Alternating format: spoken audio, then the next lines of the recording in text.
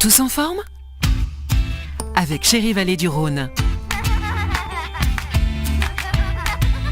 Et aujourd'hui, on se demande comment savoir si mon enfant est en surpoids ou obèse. Alors déjà, on ne peut pas se fier au regard.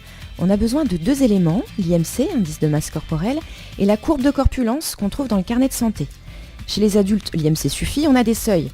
Mais chez l'enfant, on doit reporter l'IMC sur la courbe, qui varie selon l'âge. Si l'IMC dépasse la zone de corpulence dite normale, l'enfant est en surpoids. Et pour l'obésité? S'il dépasse la courbe en pointillé qui rejoint à 18 ans l'IMC de 30, ce qui correspond au seuil de l'obésité à l'âge adulte, il est en situation d'obésité. Et est-ce que je peux calculer l'IMC moi-même? Oui, la formule c'est le poids en kilos sur la taille en mètres au carré. Alors une petite astuce sur la calculette, vous tapez le poids, puis divisé par la taille, et vous appuyez 2 fois sur la touche égale.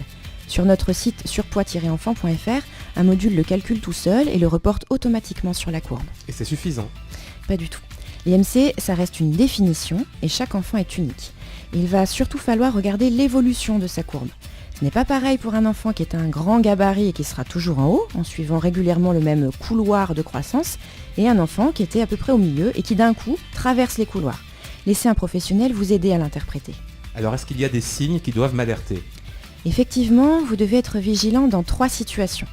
Quand l'enfant traverse les couloirs, et ce même s'il n'est pas en surpoids, quand sa courbe ne descend pas après 12-18 mois, et lorsque sa courbe commence à remonter avant l'âge de 5-6 ans. Tous en forme? Avec le réseau Préo.